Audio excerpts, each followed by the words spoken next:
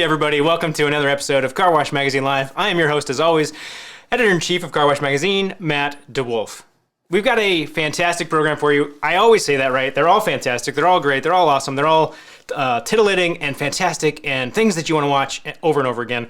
But today we're going to have Harrison Hemphill come on the show, most recently with Zips Car Wash. We're going to talk about growth. We're going to talk about things that the big chains are maybe a little bit afraid of from the competition. We're going to talk about failure, guys. We're going to get down into it and talk about how you can learn from that. So we'll get to that, but we're going to get to that in just a minute. So first things first, I like to, if you guys do recall, I like to do a little bit of This Week in Car Wash. This week, this is what we've got going on. I just want to make sure everybody is aware that the Car Wash show in Las Vegas is happening. It's November 15th through 17th. That registration is going to be online here in the next, let's see, today is July 22nd. It's going to be a couple of weeks. ICA members get first crack. So if you're not a member, you may want to consider signing up, carwash.org/join, and you too can be first on that list to know exactly when you can get your tickets to the Car Wash show. So what else do we got going on this week? Let's tee it up for you. We've got Express Wash Concepts, as always, making a big impact in their community. They raised nearly $53,000 recently for Flying Horse Farms, which I don't really know what Flying Horse Farms is, but it sounds pretty cool. I mean, flying horses, isn't that like a Pegasus or, I mean, if it's got a horn, it's a unicorn. So, you know, whatever. That's fun. Nice job, guys. Always appreciate what you guys do for your community, making it about more than washing cars, for sure. And then here's big news that we've probably all seen in the vein of mergers and acquisitions activity. DRB is slated to be acquired by Vontier. So what the heck does that mean? Vontier is a firm that has a lot of kind of automotive technology brands in their platform. It's pretty cool stuff, really, when you consider where DRB's been, the growth it's seen, and now what might be possible under this new kind of ownership structure. So we'll be watching that really closely. Vontier has a few brands. I can't pronounce the one that I'm trying to talk about here. Let me try it for you. It is Gilbarco Vita Root. Okay, so what the heck is that? It shows up in a lot of gas stations, C-stores, the payment systems, and the data analysis, and a lot of what they're doing there. So I think, you know, it should be interesting to watch and see what those synergies kind of create for DRB going forward. So congratulations, DRB, on that big move. And then what else do we have for you? We have, guess what? It's that time of year where you need to, if you're interested in this program, sign up for Grace for Vets. Okay, so Grace for Vets, great way to honor all the veterans of wars. Doesn't have to be in the U.S. Sign your car wash up. You'll get some flyers and email templates and stuff that you can use to help promote that. Great way to give out free washes. That program, founded in 2003, has now given out almost 3 million free car washes since that time. So super cool. We'll just show this for you for just a minute. Last year we had 4,470 participating locations, and they washed 434,000 veterans cars for free. So you sign up for that at graceforvets.org. Okay. And what else do I have for you, friends? Well, if you weren't watching the show last week, you missed a good one. We had Mike Black and Murray Smith from Blue Canoe Consulting. Mike Black is with Valet Car Washes up in Canada. They were talking about retention and how you can have a better retention strategy by making your employees' dreams come true. And that sounds a little funny, but it's a super powerful episode. I want to share with you all really quickly just a quick video from Mike talking about that retention strategy. Here you go. As everyone knows right now that's in any business, not just car washing, you know, turnover is huge right now. Trying to hire employees is just incredible. All kinds of blogs and Facebook posts and discussions going on. You know, what are you guys doing in the industry to hire people? Where are you getting them? But it's funny, I don't read or see anything that talks about retention. What are you guys doing to retain your employees? And I think sometimes in the business, we overlook the cost of what turnover actually costs us, right? In morale, efficiencies, customer relations. And the experts tell us that the financial cost is 25 to 150% of that position's yearly wage. So, you know, if you're paying someone $30,000 a year and you're turning them over, that's a huge expense that the company is enduring. So I think it's really important to look at what we tried to look at is this doesn't have to be a dead end job. The car washing doesn't have to be a dead end job, which a lot of people I think look at it as. So we wanted to implement a program that sort of made this a stepping stone. Mm-hmm. It doesn't have to be a dead end job. Maybe they're going to continue their career in our business, and that would be phenomenal, but many won't. But if we can help them get to the next stage in their life, then I think it's a win-win for everyone, right? And it'll reduce our turnover. Imagine if you could keep an employee 2, 3, 4 more times than you currently are. What the savings on that alone would be phenomenal. All right, so that was just a little bit of that conversation we had last week about helping make your employees' dreams come true as a retention strategy. So super powerful episode. If you want to catch that in video format, you do that at carwashmagazine.com, YouTube, Facebook, any of the platforms. If you want, we did take that one and turn it into a podcast for you. You can also catch that at carwashthepodcast.com or wherever you're consuming your podcast content. That episode is up and live, ready for you to listen to if you got some drive time or, or mowing the yard, whatever you're doing when you're listening to those things. Check it out. Super powerful. Now, we're talking about retention. We're talking about acquiring employees. We've been having a lot of conversations in the last few weeks around just people and people management, right? Well, ICA does have a program that helps you kind of train your folks. We've been talking about it a lot. LEAD is a great program, but you don't need to hear from me. You need to hear from people using the program. Here you go.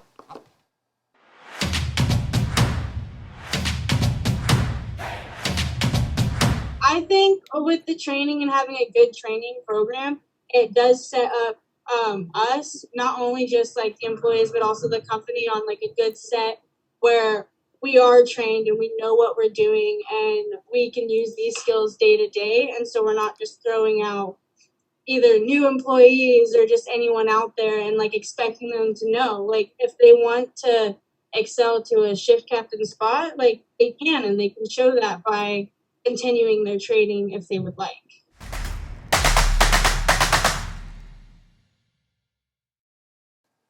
carwash.org/lead.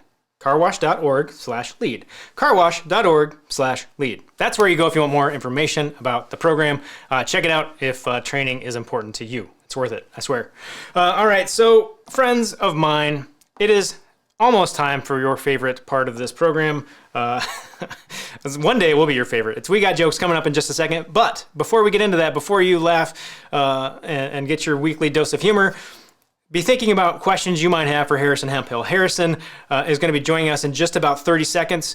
He's got a lot of great information to share. He's super willing to share. It's a passion point for him. So get those questions ready. Fire away down in the comments below, and we will get them answered for you.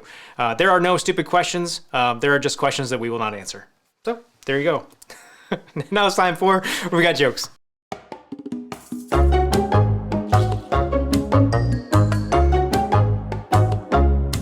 What did the banana say to the hippo? Nothing. Bananas don't talk.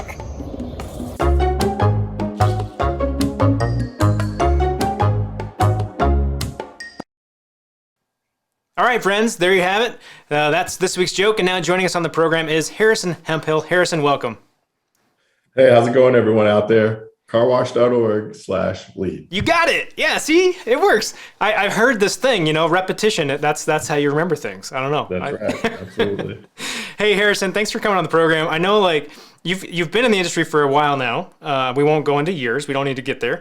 But you've had a pretty unique, you've had a pretty unique perspective. You've got to grow a smaller operation. You've got to be part of a really large top 3 chain here in the U.S. and their growth. So you've got some pretty unique perspective. Let's back up though, and let's just give everybody kind of the brief version of how you got into car washing in general, because it's not a normal path. Yeah, so I was in big real estate, commercial real estate, investment trust companies in the Northeast. My family, brother-in-law asked me to come back and work in for his express tunnel car wash. So there was a third-party consultant involved that vetted us and said I was qualified to be a director of operations. Boom, I fly over to Breeze Through over in Wyoming, train with Jenny. Then I get right down from Philadelphia straight to Texas after that to jump into car washing, the everyday grind. And then over the years, figuring out how to program and do things well so that we can replicate. And then, like you said, the rest is history. All right, but we got to go into the story a little bit more, right? Like, and how this actually happened, because it's one thing to like, yeah, my family asked me to help, but you didn't just like show up and get the job. Like you took a very intentional approach, which I really appreciate. Can you just share that? Yeah, so it was so important. I've been working with the family since 2000. The in-bay automatics and the coin-operated car washes. So helping troubleshooting over all those years. So being very familiar with what was car washing at the time there, and then seeing their model as they jump into the express tunnel world. I wanted to make sure that the family dynamic didn't interfere with maybe the short and long-term success. So because there was a third-party consultant involved, I said, hey, let's not tell anybody that I'm family. Let's not tell anybody my background. Let's let the process happen. I'll put my name in the hat as an applicant. So there were there were 5 applicants, I think, then they boiled it down to 2. And from my understanding, it was close. I don't, and that third-party consultant chose me and felt really good about choosing me. That person found out after the fact who I was to the organization and family, and was pissed. And then we kind of progressed on to getting into the car washing stuff, which is awesome. See, I love that though, because it's like, I mean, number one, it's like it feels good for you personally, right? Like, yeah, I'm worth it. Like I made it. I'm in the top tier of that talent pool. It makes sense. I'm not just helping out because I know somebody. So yeah. I think that's super awesome. But and then you took it a step further, right? And you said, back to your point about kind of making sure that the family business side didn't get in the way of the potential. You went out and you wanted to get a third party perspective on just what car washing was like. Can you just kind of walk me through, like, how did you set that up? Like, how did that happen? Yeah, so I lived that life with the family and kind of saw it from my perspective direct and what they told me. But I asked, is there a way that I can go see other operators that are taking care of business, or what this industry is maybe supposed to be? What's an express tunnel supposed to be? So that person made a couple of calls. John Agnew and his wife and team out there said, hey, fly from Philadelphia over to Cheyenne, Wyoming, and we'll let you jump right in. We'll let you do a couple days here, then we'll get you down in Denver and you'll meet another operator and you can see the full service side of things. So I was excited, jumped on a plane, didn't know what to expect. And I think that was part of the training program. You're just going to show up and kind of get introduced and get started. So I realized there was a lot to it. There was quite a bit to the day-to-day, and jumped right in. I think I got like a B- as a grade from my from my coach. I didn't shave, and I've never forgotten that. So more often than not, you're going to see me shaved because of that. I've been traumatized for that, but it was great to sponge all that in because of that different perspective. I was able to bring that, and then some of the ideas I had based on the family conversation, they got nixed. Yeah. They got thrown out the window, and I was able to focus more on getting a jump start and doing the right thing by the industry. So that was cool. That's such a fun story. I love that. And when I think, like, really that's the best way to success, is to kind of broaden your perspective and get a lot of inputs and see how lots of different organizations are doing it and lots of different people are doing it. And obviously I think that's fuel of passion for you, in terms of you went out and did that, and now you want to give back to the industry as well. So right. Super awesome. By the way, this was my ego. My ego was 6'10", and now it's been reduced down to a little bobblehead over all the years. So that's the direction I went. That's all that's left. That's all that's left. That's it. Oh, that's great. That's great. Hey, let's start out. Okay, so in the vein of giving back, let's start with maybe like some learnings, right? Like, what are some learnings, some things that you took away from, and let's start kind of the smaller side, when you went from the 2 to 6, right? Like, what did you learn along the way about just growth and operation from a smaller perspective? It's all about team, site, service. It's all about the team, the site, and the service. And every site has to serve slightly different, just because of all the different factors that a consumer brings to the table. On top of that, you got uncontrollable factors like weather, or like events that happen in town, construction, et cetera, that affect you. But it just boiled down to team, site, and service. If they have the clarity they need, the site is set up the right way for an express tunnel to do large volume, and the services are there that are clear to the customer side of things, you're going to get a win. And it's game day every day at the site level. So I thought that was cool too. I mean, you get to get a win or a loss every day. If you get a loss, come back tomorrow and try to get a win. So. Yeah, it's equal parts forgiving and not, right? It's like on the one hand, like you got to have a short memory because you're going to be back tomorrow and it's going to be okay. Like you can win tomorrow. You don't have to win every day, just more than you lose, right? That's right. That's exactly right. That's funny. Hey, for everybody watching at home, I realize that you may not think that you can ask questions, but you can. We will do our best to give you the answers that you need. Go ahead and just pop those in the comments below as we go along the program, and we'll work those into this conversation as we can for you. Don't be shy. Harrison's pretty intimidating. I get it, red shoes and all, but see, there he is. He's scary, guys. He's scary, but super approachable, ready to give back. The ego is small, so. Okay, so that's some of the kind of smaller perspective, and you did that obviously for a long time. You worked then with the Zips. Now you're going back to kind of the smaller side. So before we get into that part of the story of where you're going next, let's talk about the big chain. Let's talk about what you learned once you kind of went up to that scale of operation, and what was kind of different, or maybe what was kind of the same. Yeah, I would say that the above the site level, when you talk about the supporting elements, so all the district, regional, corporate team members, there's a lot of opinions or directions that people want to go. So even if you have a singular purpose determined, hey, we want to serve each community to the best of our abilities at each and every site.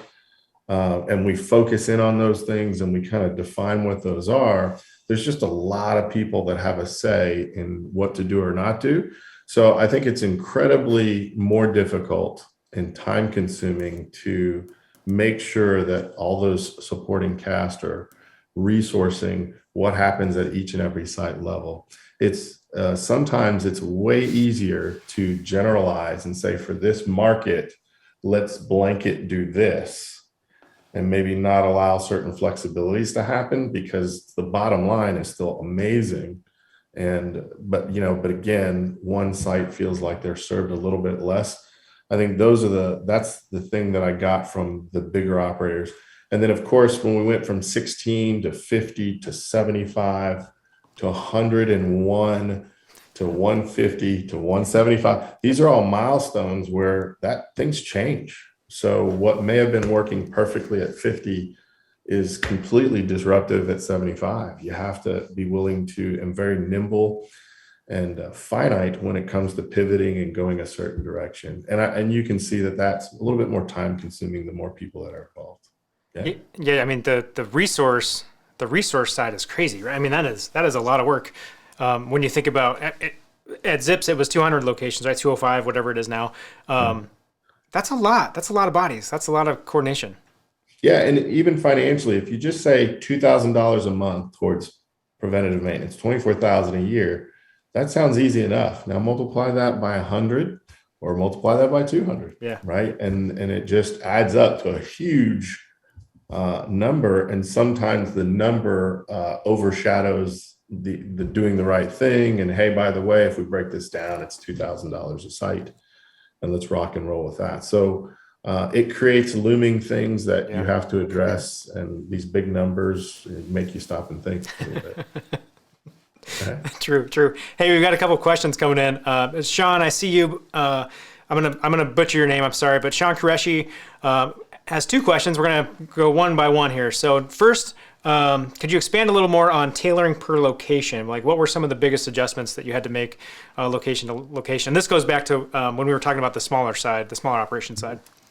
Yeah, so just with your team dynamic there, a lot of times you walk in and the team is who they are. Mm-hmm. You may not know who they are. You may not know their experience behind car washing. So you have to quickly try to do that assessment and really just get to know who they are. Not only what they are and what they're capable of car washing wise, you also have to find out what they really want to do. Just because they've been in the management position for the last 2 years before you got there, that doesn't necessarily mean that's what they want to do, right? Yeah. So we got to open up that door and really understand that going forward. From then, we got to revise our plan and adjust it according to that team dynamic. And then sometimes we walk into a site and we start uncovering things mechanically, technically, or just site layout wise that maybe didn't look the same from the face value side of things. So we get into the underbelly of it and we go, oh my gosh, this is a bigger problem than we thought. And team dynamic says we need somebody offsite to maybe come help with this, and quickly make the decision to resource that. So I hope that helped with that answer, Sean. All right, so the next one is maybe a little bit of a hot button for you. We'll see if this gets some conversation going. Sean also wants to know, is 5,000 members a realistic possibility for everyone? Can we all get there? That's good. If you ask that question, the answer is probably going to be no, right? And I think I've met and seen successful operators that have less than 1,000 members, but their ticket average is very high. Their customer interaction is pretty darn cool at the site level. So I would say there's 1,000 right ways to express tunnel wash a car. And the only thing that I would just remind everybody of is express tunnel to me is defined at, like, let's call it plus 8,000 cars a month. And for some people, they'll chuckle at that because they're, I washed 28,000 cars in a month at my site. I go, great.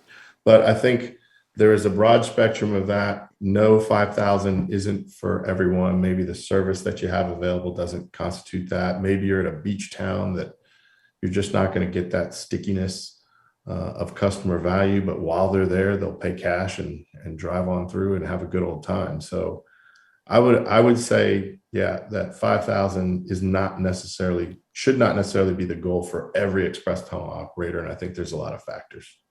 Yeah, well, it's it's all about your business, right? And especially when if you're not to the point where you're growing and growing and growing at a really rapid rate, it's about really dialing in on what makes you different. And if you're in like you're saying, if you're in like a beach town, or you're maybe in a more rural location, you can't get 5,000. I mean, you might, if you have that, you're doing something special, but there might not be 5,000 people in your town, right? Mm-hmm. But you can still every day go out and provide an awesome wash, an awesome experience, and connect with your community in ways that no other business can. So I think that's super powerful. Yeah. And I think, I feel like a lot of people are looking at the subscription model for the financial side of things. Yeah. So maybe they feel like, how do I better my bottom line in general? Well, there's a whole bunch of proof that says if you get, 2,500 members plus, your bottom line kind of normalizes. There's still, another 40 to 60% of cash paying customers that still are going to roll through there. So it'll definitely normalize your business, increase profitability. But like you said, how to get there, whether you're even capable or whether you even want to do that, are all things that have to be considered before you just go jumping into the, UWC subscription model. Yeah. Yeah, there are other things that come with 5,000 members, right? That's right. Things like, I don't know, we start talking about, should we have paid vacuums? I mean, that comes up, right? Like, that's a whole thing. All right, so let's shift a little bit from that. So this is kind of a nice segue. Thanks, Sean. We're talking about kind of the business that you want to have and how you want to kind of grow that, or if you want to grow it, what's right for you. You've left Zips. You're back on your own here, and you're back in the business. So you're starting up again. You want to build something. What are you doing? Yeah. So what are you thinking, man? Shout out to Zips and Brett and everybody there. That one of the things that I will say, period, end of story, is well taken care of. I had the opportunity to grow something, and there's very few other places that would have given me the opportunity to play the role and grow a company from 16 to 206, period, end of story. The camaraderie that we gathered over the years, the travel and the experience and perspective that I got over 19 states was so cool. I got to ask the question, why did each of those owners get into car washing? I got to ask a lot of operators, why do you do this? And even helping them, should you still be doing this? It sounds like you really want to do something else. You're only doing this because it's convenient for you. So first and foremost, great opportunity. The step away says that I was doing very well there. I was getting paid a great amount of money there. And this is where it becomes income versus legacy. And when you think of the camaraderie and the accomplishment that you do day in and day out at your job, is awesome, but I was seeking a little bit more. So what footprint or what was I going to leave behind? So that word legacy comes up, and I people that know me, they hear me say this all the time. Hey, if you get hit by a bus, or if I get hit by a bus, what's left behind? And the paycheck will stop at some point.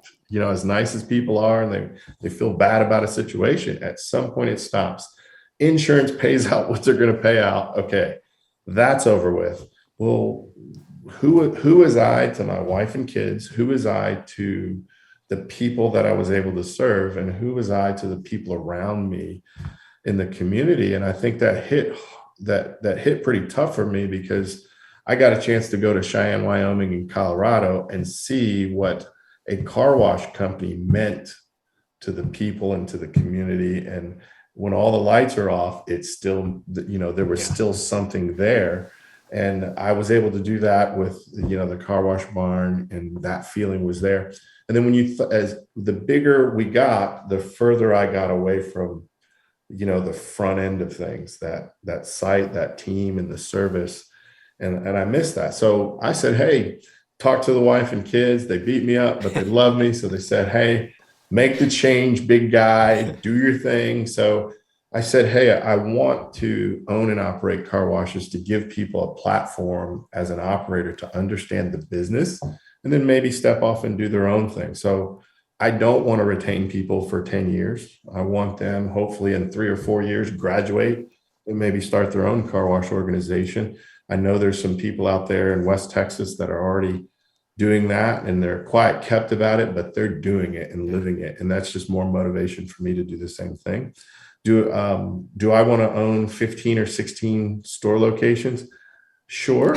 But so long as it meets the purpose. Yeah. I'm not going to build a bunch of locations just to be tired and make a lot of income. I will continue to build locations with my family to provide an opportunity for operators to become owners in the car wash industry. And yes, that income will help me pay the cost of helping others in the industry or traveling out to their sites and giving some good sound perspective. So, yeah. All right, Harrison. Well, I just got all the feels, I'm got goosebumps and stuff from that. Cause I think at the end of the day, in this industry, we're in this business to have an impact, right? Making money is great. Everybody wants money. It helps you do a lot of things, but ultimately, that money, that income can help you make an impact on the lives of others and the lives of your family. And selfishly, right, it just makes you feel better. You feel good. It's a feel good. I got a chance coming from outside the industry to come into the industry. I was welcomed as an individual. I had people that were willing to teach me their ways. What they learned in 3 years, they were willing to teach me in a week. And I thought that was so cool. And then I also realized, hey, I can make an impact and difference every single day if I wanted to, right? And I just think that that this makes this industry so fulfilling. You can not only have a professional career, grow as far as pay scale goes, but man, you can impact a lot of people all the time. And like you said, owners understanding the importance of operators understanding the importance and all the bend over backward that an owner has to do in order to put $4, $5, $6 million bucks up for a car wash just to open the doors and for you to, somebody to be employed. So I think there's a big commitment to that and making sure both sides understand that. So whether you're an owner who's scratched and clawed to get 1 or 2 or 3 sites over 5 or 6 years, or an investor that's wanting to put money into the business, I'm excited about those things, but I also want to guide those things in the right direction. So operators, owners, and the like all win. And by the way, there's a lot of vendors and, participants and organizations that also are more than willing to help. Yep. They keep offering up the help. It sounds like advertising and sales, but it really is just reach out to us, ask us anything. We're willing to share the information, but if we can kind of unite and work towards that, I just want to be a part of that too. Yeah, for sure. So I got a couple more questions that I want to ask, but Justin Salisbury, Justin's got a question for you. He's framing it up as this is part of your midlife crisis, and that's okay. We have those. He said, Harrison, as you navigate your midlife crisis, is there anything you look back on in your car wash career that you would not implement in your upcoming venture, and what is it and why? I would completely not wear red shoes. Unbelievable. It's just when I wear a blue shirt, it just messes me up. Unbelievable. No, so, I think there is, I would tell you there's an appearance policy that I think I pushed really hard. I think structure leads to opportunity. I think appearance policy might misguide people into thinking that we don't want you to be your individual self. And I think the people's personal appearance is very, very important to them. So things like just being able to wear a goatee, and, I've heard it, my wife thinks I look like a teenager now because I had to shave. I think that's probably the one thing in today's times that I would be a little bit more flexible on. And of course, despite the point that the goal was to make you appear more professional so that people take you more serious when you told them what they needed to know. I think that's probably the main thing that I easily focus in on and maybe be a little bit more flexible about. That's like a whole show in itself, right? Like, I mean, there's a lot to unpack there. Justin, thanks for the question. Harrison, thanks for giving that one an answer. Which leads me actually into my next question for you. I want to talk, because this is an important learning piece for anybody. I want to talk about failure real briefly and the learnings you can have from that, right? Like, there's a way to fail. You can fail in the right way. Can you just maybe share, like, you can share one failure or even just talk conceptually about how you've leveraged failure to get you to where you are today? Do you see that look on my face? Yeah. That's a genuine smile, because I think if you take failure the right way, I mean, failure gives me the ultimate clarity and the people around me that we're supposed to go in there and get a win, and we completely failed at something, a promotional event, a grand opening that we paid $30,000 to do 2 weeks versus 2 months before the opening. And we said, man, we'll just throw a little bit more money at it, and all these people are just going to show up because we hit every mode of advertising, and we get, less than 300 people to show up day one, and less than 3,000 people to show up weekend one. And oh my gosh, then comes Monday, Tuesday. All right, it's picking up Wednesday, Thursday, Friday. Okay, we're good now. Everything's back in order, everybody. But I think failure gives you the ultimate clarity and the people around you. So all the opinions go away because the facts are right in front of your face. And then you also get the feeling, you remember that, like, I don't want to have this feeling ever again. And we look around, and now everybody's on the same page now and focused on getting out of that rut. And I think that's what the positives in failure bring you. And that's what I learned from failure most of the time. Sometimes I failed miserably, and I just whine and pout and cry and kick my feet up in the air, and it just doesn't work. Doesn't do anything. I mean, there's a place for that, right? Like, you can do that for a minute, and then you got to pick up your bootstraps and get back out there and go do it again. I'm going to make a note of that minute limit. Yeah. You got 1 minute. You get 60 seconds. You can pout as much as you want. You can do what you can crossed swear. out my hour. Yeah. Put it back to a minute. Thank you for that. Appreciate it. Yeah. We're just trying efficiency here, Harrison. We want to tighten it up. We want to get on and get going. I just took something away from this. This is valuable. Thank you. That's funny. The failure thing is interesting, right? I was just talking to my wife recently about this. She's reading a Tribe of Mentors book by, I think it's Tim Ferriss, who's the 4-Hour Workweek guy, right? Mm-hmm. And he asked all these questions in there about, one of his things is like, what's your biggest failure that you've learned from or whatever. And for me, it's like, I'm sitting here today and I'm talking to you and I'm having these great conversations with car wash people.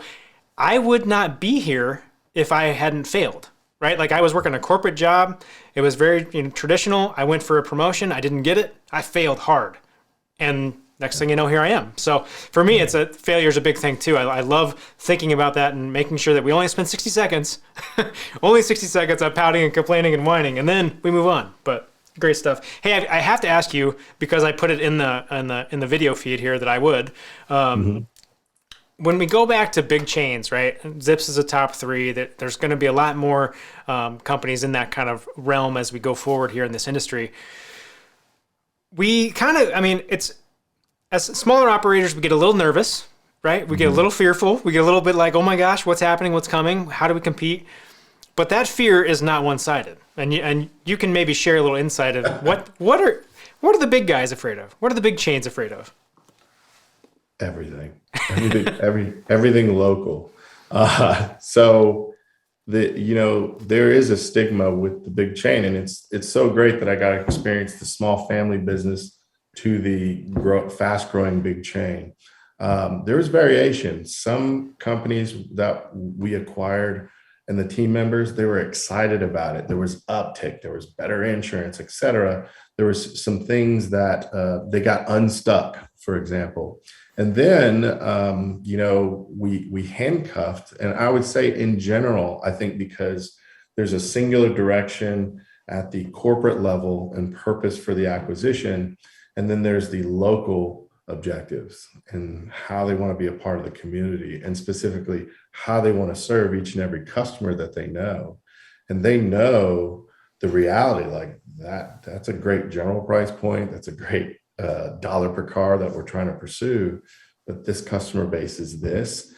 So we know that we are going to fail our local communities, at least for that short period of time or in transition, and the people on the front lines. And we know that's a big bad thing. And so smaller operators are much more nimble.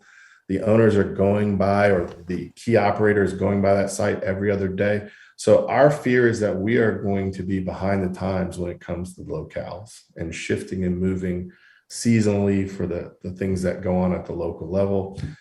We are fearful that we're not flexible enough to give the local teams the authority and empower them to give them what they need in order to do their jobs well and be excited about it.